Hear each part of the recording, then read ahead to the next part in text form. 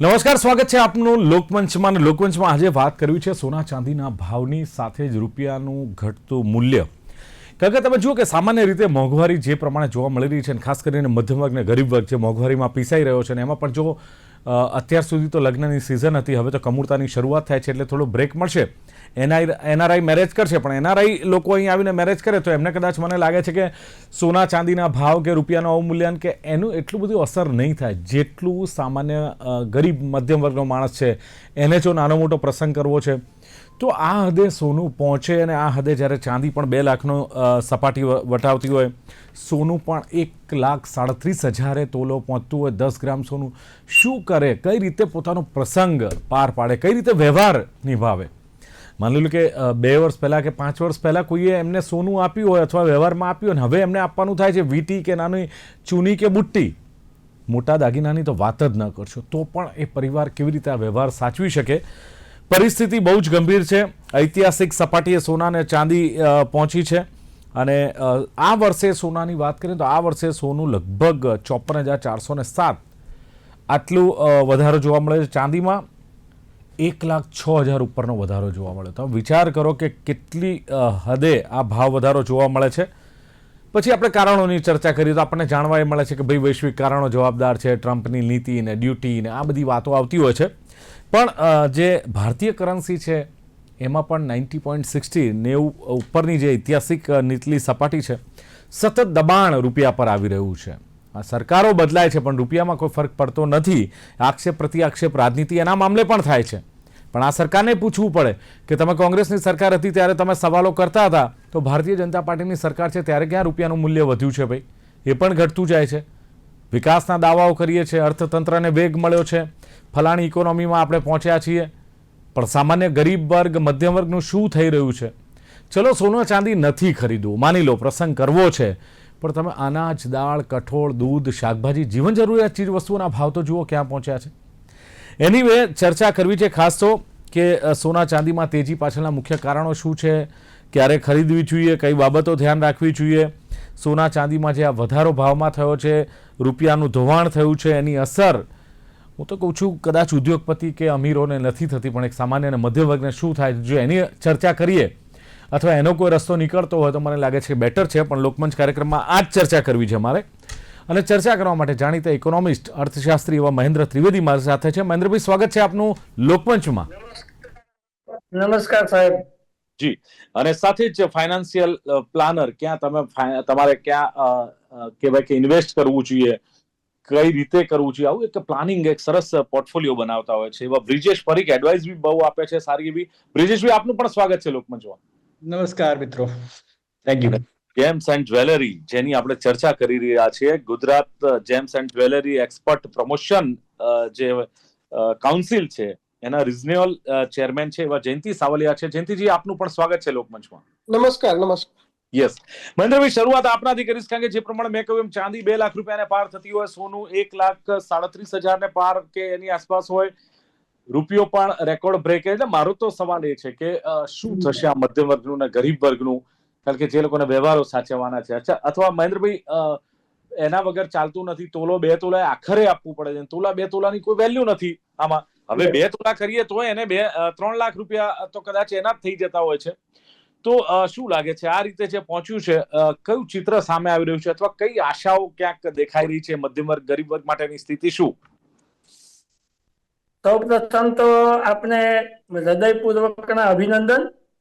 આજના જે hot topic છે અથવા તો જે બર્નિંગ ઇસ્યુ છે, તમે એને ડિબેટમાં આજે જ લીધો, એના માટે ખૂબ ખૂબ અભિનંદન. દર્શકોને મારા વંદન, અને પેનલમાં જે આવ્યા છે બધાને મારા પ્રણામ. તમે ઓપનિંગ કોમેન્ટ જે કરી એના એક પોઈન્ટ સાથે હું સંમત છું, અને બહુ ચિંતાકારક વસ્તુ એ રીતે લાગે છે.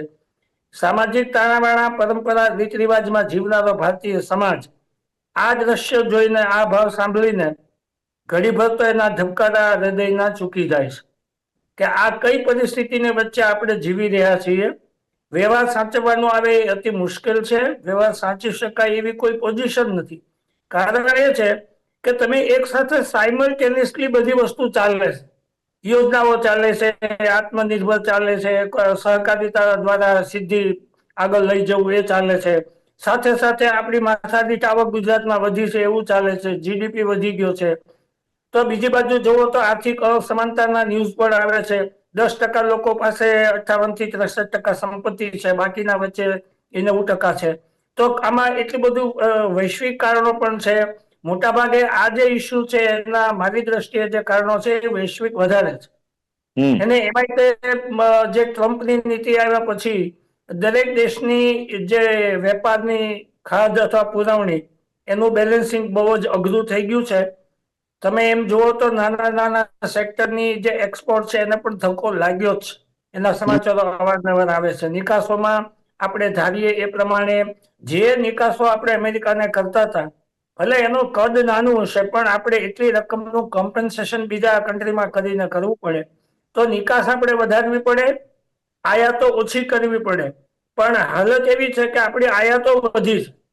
એને કારણે શું થાય છે કે આપણે ડોલરમાં ચૂકવણી કરવી પડે છે. અને રૂપિયાનું અવમૂલ્યન અથવા ઘસારો ઘસાઈ રહ્યો છે રૂપિયો. આ બધું એક સાથે ચાલે છે. એવા સંજોગોમાં સોના ચાંદીના ભાવ છે ને એ ભડકે બળે છે એમ કહીએ તો ચાલે. અને કોઈની પણ કલ્પના બહારની વાત છે. આટલા બધા ભાવ હોય ત્યારે હું નથી માનતો કે વપરાશકારો એની પરત્વે એને કારણે કોઈ ડિમાન્ડ સપ્લાય કે બીજા કોઈ ફેક્ટર કામ કરતા હોય એવું છે નહીં. લોકો સોના ચાંદીના બદલે શું આપવું જોઈએ એના ઓપ્શન ક્યાં માર્કેટમાં હોઈ શકે, શું આપવાથી ચાલી શકે, એ બાજુ વિચારે છે આજની તારીખે. તો એવા સંજોગોમાં વૈશ્વિક લેવલે સોના અને ચાંદીના આપણે એમ કહીએ, ચાંદી માટે તો એમ કહેવાય કે એ રેર અર્થ મેટલની એનો દરજ્જો છે. રેર અર્થ મેટલનો મતલબ એવો છે કે ચાંદી જે છે એનો ઉપયોગ એ પહેરવામાં દાગીનામાં કરતા એનો અન્ય ઉપયોગ ઔદ્યોગિકમાં તમે વિચારો સોલાર પેનલ છે કે ઇલેક્ટ્રિકલ વ્હીકલમાં કાર છે, એ બધાની અંદર થઈ રહ્યો છે. અને એના ઉત્પાદકો છે એ કદાચ સંગ્રહ કરી રહ્યા હોય, આ પેલું કારણ છે. આ યસ. સિવાયનું ગણો તો એમાં હેજિંગ પણ છે, સટ્ટાકીય પ્રવૃત્તિઓ પણ છે. ઉપરાંત દરેક દેશની ગવર્મેન્ટ પણ એની ખરીદીને વેચાણ કરે છે. એ અલ્ટિમેટલી ઈરાદો એ છે કે ઇકોનોમીને ધક્કો ના પહોંચે, આર્થિક હાલત બગડે નહીં એના માટેના પણ સ્ટેપમાં વસ્તુ આવે છે. Okay okay. પણ સૌથી મહત્વની વાત એ છે કે આટલા બધા ભાવ વધે ત્યારે ખરેખર એમાં ચિંતન કરવું પડે, એના ચિંતા કારણો શોધવા પડે. ચર્ચા છે ચોક્કસ. આપ જે પ્રમાણે કહી રહ્યા છો મહેન્દ્રભાઈ, પણ જયંતિભાઈ એક સવાલ એ છે કે સોના અને ચાંદીના સતત વધતા ભાવ અને બદલાતા ભાવ, આ બંને વાત આપણે કરીએ તો શું લાગે છે કે હવે જે મધ્યમ વર્ગ છે, ગરીબ વર્ગ છે, શું ખરીદવું જોઈએ? સોનું ખરીદવું જોઈએ, ચાંદી ખરીદવી જોઈએ, રોકાણ કરાય કે કેમ? અથવા તો શું લાગે છે પહેલા કયા પ્રકારનું માર્કેટ હતું, હવે ક્યાંક ખરીદી ટાળી રહ્યા છે, ઓછા વજન વાળું લઈને ચલાવી રહ્યા છે, અથવા તો બિલકુલ ખરીદી બંધ છે ને ચલાવી રહ્યા છે? શું લાગે છે આપને જયંતિભાઈ, કયા પ્રકારનું અત્યારે માર્કેટ ચાલી રહ્યું છે? અ, સરસ વાત છે કે ગોલ્ડના જે રીતે વધે છે પ્રાઇસ અને જે રીતે સિલ્વરના જે રીતે પ્રાઇસ વધ્યા છે એ રીતે નોર્મલ પીપલને એક પ્રકારે ખરીદવું કે નહીં ખરીદવું બહુ બધા એમના પ્રશ્નો હોય છે. અને અમારા માટે વેપારી તરીકે બી અમારો એક પ્રશ્ન હોય છે કે આ ગોલ્ડમાં અમારો ધંધો ચાલશે કે નહીં. બધા માટે એક મૂંઝવણનો પ્રશ્ન છે. ગોલ્ડ રેટ અને સિલ્વરનો રેટ આપણા કંટ્રોલમાં કે આપણી ગવર્મેન્ટના કંટ્રોલમાં હોતો નથી, જેના લીધે આપણે દરેક વસ્તુ આમાં બે વસ્તુ છે. એક વસ્તુ એ છે કે ઘણા લોકોએ જે પૈસાવાળા છે એ લોકોને આમાં વિશ્વાસ વધતો જાય છે કે ભાઈ આમાં પૈસા રોકશું તો આપણને પૈસા વધારે મળશે, પરંતુ મધ્યમ વર્ગના માટે બહુ ચિંતાનો વિષય થતો જાય છે.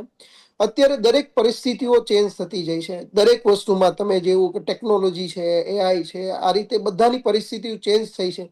એવી રીતે અત્યારે આ પરિસ્થિતિઓ બી ચેન્જ થાય છે. લોકોએ છે ને અત્યારે લોકોએ 9 કેરેટ ગોલ્ડમાં દાગીના બનાવવાનું શરૂ કર્યું છે, એટલે તેમની કોસ્ટિંગ પ્રમાણે લોકો ખરીદતા થયા છે.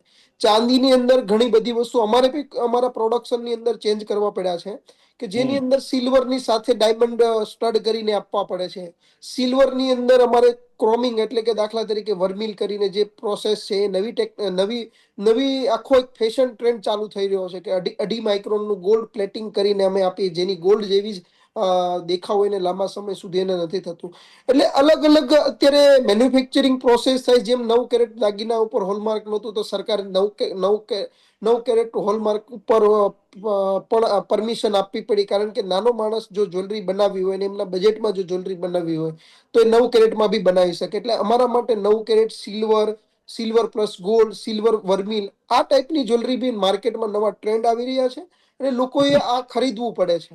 અને મેં કીધું એમ કે સિલ્વર અને ગોલ્ડ આવનાર સમયમાં જે રીતે પ્રાઇસ વધી રહ્યો છે એમ લોકોનો ઘણાનો ખરીદ શક્તિ નાના માણસોની ઘટી રહી છે અને મોટા માણસો વધારે પડતું ઇન્વેસ્ટમેન્ટ પર્પઝથી ખરીદી રહ્યા છે. લાગે છે કે જે પ્રમાણે ભાવ આ વધી રહ્યા છે દિવસે ને દિવસે, લોકો જે ગોલ્ડ ખરીદવા આવે છે કે વેચવા વધારે આવે છે?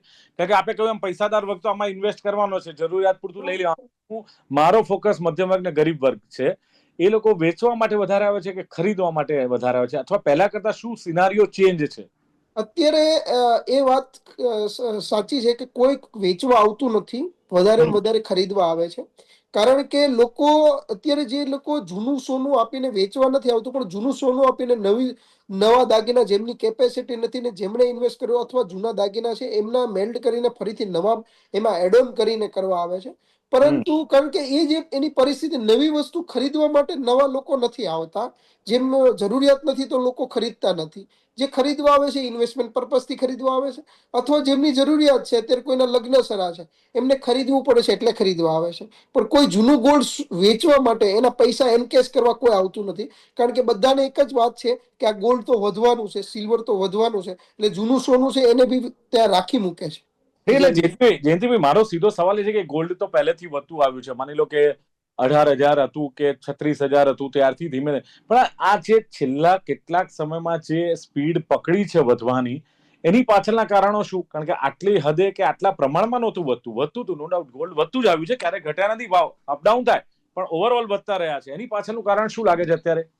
અત્યારે તમે જોયું ને તો છેલ્લે એક્ઝેક્ટ કારણો તો કોઈ આપણી પાસે ફૂલ પ્રૂફ નથી, પરંતુ જે તમે કીધું એમ આગળ વાત થઈ એમ કે અલગ અલગ ઘણા બધા પરિબળો કામ કરે, જેમ કે ટ્રમ્પની નીતિ કયો, કે એક્સપોર્ટના આપણા એક્સપોર્ટના આંકડા કયો, કે ઇમ્પોર્ટ આપણું વધ્યું હોય, એ સિવાયના યુદ્ધના જે અલગ અલગ વિશ્વની અંદર જે રીતની પરિસ્થિતિઓ ચેન્જ થઈ રહી છે એના કારણે આ જે રીતે ભાવ વધી રહ્યા છે એ કારણ હોઈ શકે. બાકી આની અંદર કોઈ આપણા હાથમાં એક કોઈ પર્ટિક્યુલર કારણ નથી કે આ કારણથી જ ગોલ્ડ રેટ કે સિલ્વરની રેટ વધે છે. જી જી બ્રિજેશભાઈ, હવે સવાલ એ છે કે પહેલા તો બચત પણ થતી, નાનો માણસ, મધ્યમ વર્ગ વાળો માણસ પણ બચત કરતો. અત્યારે તો બચત કરવી મુશ્કેલ છે. માની લો કે બચત થઈ પણ ગઈ તો પછી હવે રોકાણ ક્યાં કરવું? કારણ કે પહોંચ નથી. સોના અને ચાંદીમાં બચત કર્યા પછી હવે આ ભાવે બચત કરવી કે કેમ? શું લાગે છે કે શેર બજાર, રિયલ એસ્ટેટ, સોનું, ચાંદી, નાની મોટી પણ બચત છે, તો પ્લાન કેવી રીતે કરશે વ્યક્તિ? ક્યાં ઇન્વેસ્ટ કરવું, શું કરવું? એટલે સોના અને ચાંદીના સંદર્ભમાં વાત કરીએ તો સોના અને ચાંદીના ભાવ જે છેલ્લા વર્ષોમાં જે વધ્યા છે એ જોતા હવે એ નવું રોકાણ કરવા માટેનો યોગ્ય સમય ન કહેવાય. કારણ કે એ આપણે જેને એમ કહીએ ને કે ઓવરબોટ સિચ્યુએશનમાં છે અથવા તો બબલ સિચ્યુએશનમાં છે. ઓફકોર્સ એને સપોર્ટ કરતા કારણો છે બધા. જે સોનું છે ને એ સામાન્ય રીતે એને વર્લ્ડ કરન્સી કહેવામાં આવે છે. એટલે જ્યારે કોઈ વૈશ્વિક અનિશ્ચિતતાઓ આવે ને ત્યારે સામાન્ય રીતે રોકાણકારો બીજા બધા રોકાણ માધ્યમમાંથી પૈસા ઓછા કરે અને ગોલ્ડને ખરીદે. કારણ કે ગોલ્ડથી વિશ્વમાં ગમે તે ત્યાં જઈ અને ગોલ્ડની તમે એનકેશ કરી શકો.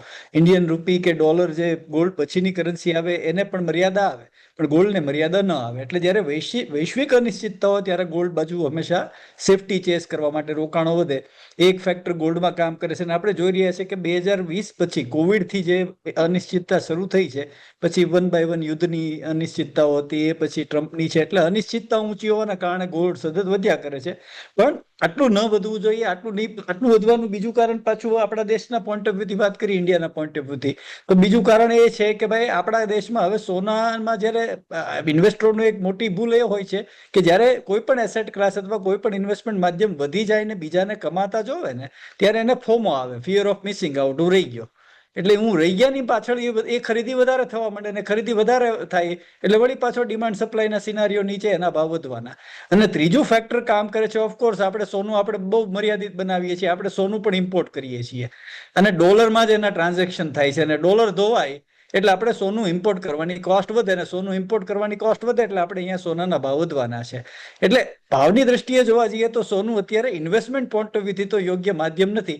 રહી વાત તમારે જો કન્ઝમ્પશન માટે, એટલે કે તમારે મેરેજ છે ને તમારે એ કરવું જ પડે એમ છે, તો જો તમારું બજેટ ન હોય તો ઓલરેડી આપણે જયંતિભાઈને સાંભળ્યા અને એમણે બહુ ક્લિયરલી કર્યું કે લોકો પોતાના બજેટને અનુરૂપ બીજા લો કોસ્ટ વિકલ્પો શોધવા લાગ્યા છે. એટલે કન્ઝમ્પશનના પોઈન્ટ ઓફ વ્યૂથી તો એના વિકલ્પો એમણે શોધવા જ રહ્યા, કારણ કે પૈસા નથી અને સોનું અત્યારે અસાધારણ રીતે પહોંચની બહાર વધી ગયેલું છે.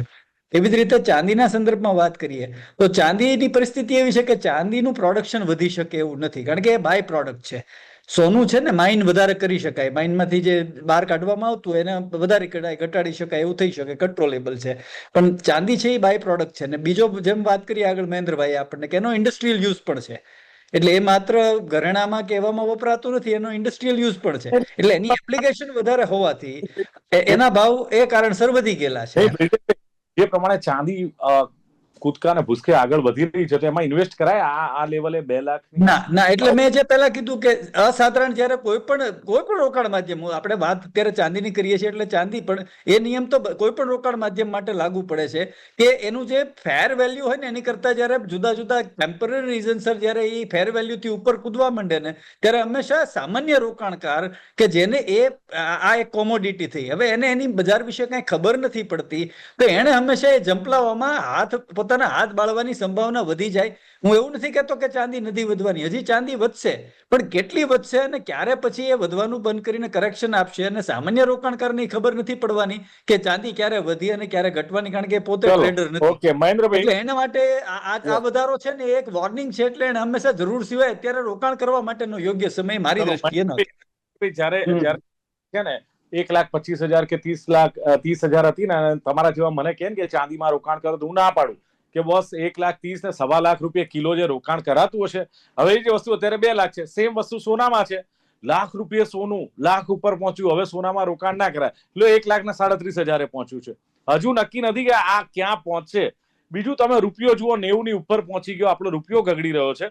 તો શું લાગે છે કે જે સામાન્ય માણસ છે, આપ તો ઇકોનોમિસ્ટના, આપ તો પ્રોફેસર પણ છો, એટલે મારે એ પૂછવું છે કે સામાન્ય માણસને જીવન પર કેવી અસર પડે છે, એના બજેટ પર, એના ખિસ્સા પર આની અસર કેટલી પડે છે, અને એને લઈને શું સામાજિક પ્રશ્નો સર્જાય છે કે કેમ? મહેન્દ્રભાઈ. બિલકુલ આપની વાત સાથે હું સંમત છું. અને વાત અગાઉ જે સાહેબે કરી એ પ્રમાણે એ બધા જ કારણો છે એમાં. પણ આની ઇમ્પેક્ટની રીતે જોઈએ ને તો સમાજનો મિડલ ક્લાસ અને લોઅર મિડલ ક્લાસ એના માટે સૌથી વધારે ખરાબ પરિસ્થિતિ હું જોઈ રહ્યો છું. કારણ કે આપણા કાબુમાં કશું છે નહીં. એ વૈશ્વિક કારણો હોય કે ડિમાન્ડ સપ્લાયના કારણો હોય કે યુદ્ધના કારણો હોય કે ગવર્મેન્ટની જે તે ગવર્મેન્ટની પોલિસી હોય કે એ બધા જ કારણોમાં સામાન્ય વપરાશકાર કે નાગરિકને એનો કોઈ કાબુ આની ઉપર છે નહીં. એટલા માટે મારી દ્રષ્ટિએ જે પરંપરા નિભાવવી, પ્રસંગો કરવા, ખર્ચા કાઢવા, તો આ ભાવની અંદર તો તમે કીધું એમ 10 ગ્રામ સોનું ખરીદવું એ મોટામાં મોટી ચેલેન્જ છે. અને એ જો પરંપરા નિભાવવા જાય તો કુટુંબો જે છે આર્થિક રીતે 100% પાયમાલ થઈ જાય, એમાં કોઈ શંકાને સ્થાન નથી.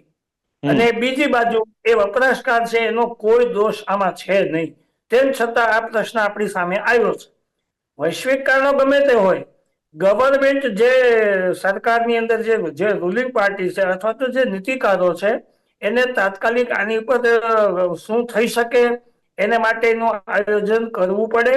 આ જયંતિભાઈએ જે વાત કરી એ પ્રમાણે લોકો અત્યારે દરેક સોસાયટીમાં એવા 9 ગ્રામ હોલમાર્ક વાળા દાગીના દરેક સોસાયટીમાં ડિસ્પ્લે માટે લાવે છે, લોકો ખરીદે છે. કારણ કે હમણાં આપણે જોયું લગ્ન સિઝન ભરપૂર હતી, તો એવા સમયે શુદ્ધ સોનાના દાગીના દીકરીના કે દીકરાના પ્રસંગમાં આપવા એ ખરેખર તો કુટુંબ માટે આત્મહત્યાનું કારણ બની શકે એવી ગંભીર પરિસ્થિતિ છે. અને પ્રશ્નો પણ આર્થિક પ્રશ્નો સાથે સામાજિક પ્રશ્નો પણ ચોક્કસ જોડાયેલા છે. બહુ સરસ ફોકસ આપે એ વાત પર પાડ્યો. પણ જયંતિભાઈ, હવે સવાલ એ છે કે નજીકના ભવિષ્યમાં માની લો કે આ સોના ચાંદીના ભાવની ગતિ હું આપને પૂછું, અથવા તો જે રૂપિયો ડોલરનો જે વિનિમય દર છે કઈ દિશામાં જશે, બીજું આની અસર ઇમ્પોર્ટ ડ્યુટી અને જીએસટી ની અસર શું આ પડી રહી છે ભાવ વધારા પર, એને લઈને ભાવ વધારો છે એવું કહી શકાય? આ એક ગોલ્ડનો રેટ છે ને એ જેમ બધાએ વાત કરી એમ આપણા કંટ્રોલમાં નથી આપણા સરકારના કંટ્રોલમાં કે સરકાર કરી શકે, અથવા કોઈ એકના વ્યક્તિના કંટ્રોલમાં નથી કે જે કોઈ ગોલ્ડનો રેટ કંટ્રોલ કરી શકે. બીજી વાત તમે જેમ કીધી કે આ ભાવ વધશે કે ઘટશે, મારું દર વખતે એક જ વાત કહેવાનું કે જ્યારે જેને ગોલ્ડ લેવું છે ત્યારે તે જ ભાવે ગોલ્ડ લઈ લેવાનું. કોઈનું આમાં આંકલન સાચું પડતું નથી. ગોલ્ડ રેટ દિવાળીએ 1,33,34,000 ગયું હતું અને 1,22,000 પાછું રિટર્ન આવ્યું અને પાછું વધીને 1,37,38,000 અત્યારે થઈ ગયું છે. તો આની અંદર કોઈ અવલોકન, કોઈ સાયન્ટિસ્ટ કે કઈ કામ કરી શકતા નથી અને આની પછી આગળ હરે હંમેશ ગોલ્ડ વધતું જ ગયું છે અને વધતું જ રહે છે. એટલે જે ઇન્વેસ્ટરોને ઇન્વેસ્ટ કરવાનું હોય એ ઇન્વેસ્ટ કરે છે અને એનો બેનિફિટ લે છે. જે નુકસાન કરે છે નુકસાન કરે. જ્યારે પણ આવા પોઝિશનમાં જેમણે કીધું કે આ ઇન્વેસ્ટમેન્ટ માટેનો રાઈટ નથી, કે દાખલા તરીકે જે રીતે વધે છે એમાં કોઈ નાખે તો ક્યારેક કોઈક ઊંધો બી પડે છે. કારણ કે દિવાળીએ જેને 1,35,000 ગોલ્ડ લીધું હોય અને અત્યારે 22 થઈ ગયું ને એને પૈસાની જરૂર પડી તો નુકસાન કરવી પડે છે. એટલે બિલકુલ. આ કોઈ રાઈટ ઇન્વેસ્ટમેન્ટનો વસ્તુ બી નથી અને લોકોએ જેને લેવું છે એ ભાવે લઈને એને પોતે જ્વેલરી બનાવીને પહેરવી છે તો લઈને પૂરું કરી દેવાનું છે. કારણ કે એને એ જે ઇન્વેસ્ટમેન્ટ નથી વિચારતા, એને જરૂરિયાત માટે કરે છે, તો એની બજેટ પ્રમાણે એ લોકો જ્વેલરી બાય કરે છે. બિલકુલ. એટલે જી સાવલિયાજી, વાત પૂરી કરો. હા, હા, તો આ વસ્તુ આપણા કંટ્રોલમાં નથી. ભાવ વધારો એ આપણા હાથમાં નથી અને ભાવ જેને જ્યારે ભાવ લેવો, જ્યારે વસ્તુ લેવાની હોય છે ત્યારે મારા ખ્યાલ પ્રમાણે એમણે લઈ લેવી જોઈએ. ઓકે. હવે બ્રિજેશભાઈ, આપણા હાથમાં કશું જ નથી, છતાંય આપણે વ્યવહારો કરવા પડે છે, આપણે રિવાજો સાચવવા પડે છે. અને જે પ્રમાણે મહેન્દ્રભાઈએ કહ્યું ને કે સામાજિક તાણાવાણામાં આપણે બધા જ ગૂંચાયેલા છીએ. શું લાગે છે હવે સરકારે કઈ વિચારવું જોઈએ? ઇમ્પોર્ટ ડ્યુટી કે જીએસટી ની વાત થઈ, પણ સરકારની ડ્યુટી કે પોલિસીમાં કોઈ ફેરફાર કરવાથી આનો ફરક પડશે કોઈ? સરકાર કદાચ કઈ કોર્ટમાં જે આપણી વેપાર ખાત છે ને એને કદાચ થોડી મેનુવર કરે ને થોડો કંટ્રોલમાં લેવાની ટ્રાય કરે, પણ જે વૈશ્વિક કારણો છે ને એ એટલા બધા સરકારના કંટ્રોલમાં નથી. લોંગ ટર્મ સ્ટ્રેટેજી સરકારે ઓલરેડી અમલમાં મૂકેલી છે કે આપણી જે આંતરરાષ્ટ્રીય વેપાર ખાત છે જેના કારણે આપણો અમુક પ્રાઇઝીસ ઉપર કંટ્રોલ નથી, એની પર લોંગ ટર્મ સ્ટ્રેટેજી ઘણી બધી ગવર્મેન્ટે મૂકેલી છે. દાખલા તરીકે આપણો સૌથી મોટી જે આપણી ઇન્ટરનેશનલ વેપાર ખાતમાં ફાળો આપે છે એ આપણે ઓઇલ ખરીદવું પડે છે, કારણ કે આપણે ઓઇલ આપણે પ્રોડ્યુસ નથી કરતા. તો એને માટે ઓલ્ટરનેટિવ એનર્જી ઉપર સરકાર અઢળક પ્રોત્સાહન આપી અને આપણી ડિપેન્ડન્સી ઓઇલ પરની ઘટાડવા બાજુ આગળ વધી રહ્યા છે. તો એવા ઘણા બધા એવા પગલા છે. દાખલા તરીકે ગોલ્ડનું ઇમ્પોર્ટ ઘટાડવા માટે પણ સરકારે ઘણા બધા ઇનિશિયેટિવ લીધા. સોવરેન ગોલ્ડ બોન્ડ યોજના લાવ્યા ને એવું લાવ્યા કે જેથી લોકોના ઘરમાં પડેલું સોનું બહાર આવે ને આપણે દર વર્ષે બહારથી સોનું જે લાવવું પડે છે ડોલરમાં ખરીદીને, જેની ડોલરને રૂપિયાને નબળો કરવામાં એ પણ ફાળો આપે છે. તો એવા લોંગ ટર્મ સ્ટ્રેટેજી ગવર્મેન્ટ પાસે છે, પણ એ બધા જાદુઈ રિઝલ્ટ, ડ્રામેટિક રિઝલ્ટ તાત્કાલિક ન આપે. એટલે અત્યારના જે આપણા બધા જે પરિસ્થિતિ છે એ પરિસ્થિતિમાં અનિશ્ચિતતાના કારણે જે ફેરફાર આવ્યા છે. અને સિલ્વર તો કેવી વસ્તુ છે કે કોમોડિટી છે ને હંમેશા સિક્લિક જ હોય. એ હંમેશા ડિમાન્ડ સપ્લાયના સિનારીઓમાં બહુ મોટો રોલ પ્લે કરે. અને અત્યારે ગોલ્ડ સિલ્વર છે ને એ ડેકેડલ લો સ્ટોક છે અત્યારે. એનો જે સ્ટોક ઇન્ટરનેશનલ માર્કેટમાં ગ્લોબલી અવેલેબલ છે એ છેલ્લા દશકામાં સૌથી ઓછો છે. એટલે એના કારણે ડિમાન્ડ તો જે છે એ છે કદાચ વધી રહી છે, પણ સપ્લાય અત્યારે લો હોવાથી એ સપ્લાય, ડિમાન્ડ અને સપ્લાયનો સિનારીઓ એને ડ્રાઈવ કરે છે. ઓફકોર્સ એમાં થોડો ફાળો આપણો રૂપિયાનો જે ધોવાણ થયું છે એ નાનો ફાળો આપે છે, પણ એ બધું બહુ એ જે ઇકોનોમિક્સ છે ને એ આપણા ગવર્મેન્ટના એટલા બધા કંટ્રોલમાં નથી. એ વધીને ઇમ્પોર્ટમાં મેનિપ્યુલેશન કરી શકે અથવા તો ક્યાંક ને ક્યાંક ટેક્સેશન પાર્ટમાં રિયાયત આપી અને પબ્લિકને રાહત આપી શકે. એ ચોક્કસ એ કરી શકે એ દિશામાં વિચારે તો.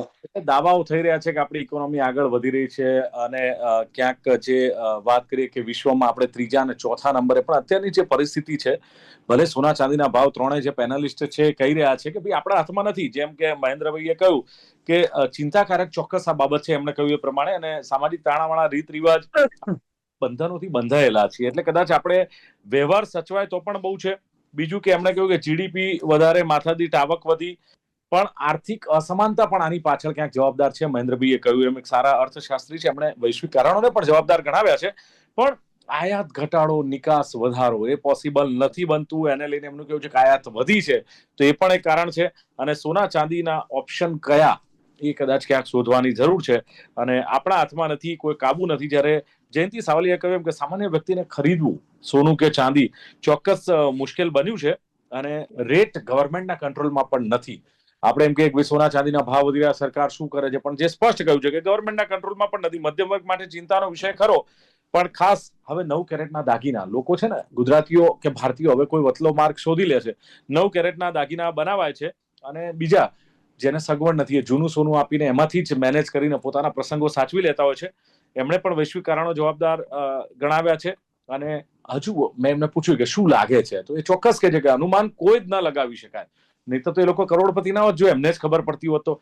પણ જ્યારે લેવાનું છે ત્યારે લઈ લેવાનું, કોઈ ગણિત આમાં કામ કરતું નથી, એ વાત સ્પષ્ટ છે. તમારે જરૂર છે તો લઈ લો. અને બ્રિજેશ પરીખે કહ્યું કે સોના ચાંદીમાં રોકાણ કરવાનો સમય હાલમાં નથી. આટલો હાઈ લેવલ ભાવ હોય એટલે મધ્યમ અને ગરીબ વર્ગની એમણે ખાસ વાત કરી. બાકી જે પૈસાદાર વર્ગ છે એના માટે બ્રિજેશ પરીખ ના નથી પડતા, પણ વૈશ્વિક અનિશ્ચિતતા હોય ત્યારે લોકો ગોલ્ડ તરફ વળતા હોય છે, એ વાત પણ એમણે કરી છે. બીજું કારણ ડિમાન્ડ સપ્લાય ની વાત એમણે કરી છે. સોનું ઇમ્પોર્ટ કરીએ છીએ એટલે કોસ્ટ વધે છે, એ કારણ ગણાવ્યું છે. વેપાર ખાદ્ય એ કદાચ જો સરકાર કંટ્રોલ કરી શકે એમનું કહેવું છે, પણ વૈશ્વિક કારણો છે જે આ ભાવ વધારે થઈ રહ્યા છે એ કંટ્રોલ કરવું મુશ્કેલ છે. એમ કહ્યું કે લોંગ ટર્મ ઘણી બધી યોજનાઓ છે પણ એના માટે સમય લાગે.